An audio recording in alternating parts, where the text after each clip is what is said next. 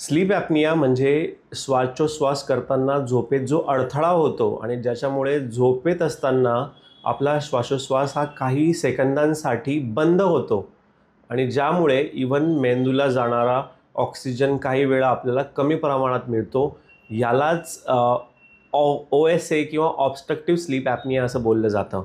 आणि हा आजार बेसिकली आपले जीभ किंवा जिभेच्या मागचे जे घशातले काही स्नायू आहेत त्यांच्यामध्ये आलेल्या विकनेसमुळे होतात.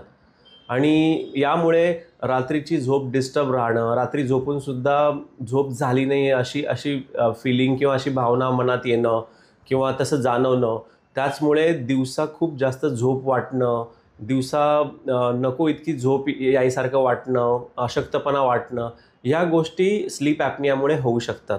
तर स्लीप ॲपनियाची ट्रीटमेंट जी आहे त्याच्यामध्ये आपल्याला सीपॅप नावाचं एक मशीन असतं की ज्याच्यामुळे आपल्याला जो एअरवे बंद होतो किंवा श्वासोच्छ्वास आपला बंद होतो त्याला चालू केलं जातं किंवा त्याच्यामुळे आपल्याला ऑक्सिजन सप्लाय केला जातो आणि आपल्याला झोप ही पुरेशी होते, ब्रेनचा ऑक्सिजन सप्लाय चांगला होतो.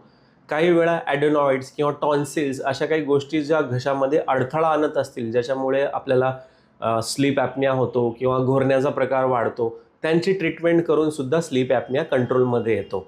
तर अशा पद्धतीने स्लीप ॲपनियाला जनरल केअरने किंवा सीपॅप मशीनने किंवा जो अडथळा करणाऱ्या ज्या गोष्टी आहेत त्यांचं ऑपरेशन करून ट्रीटमेंट केली जाते.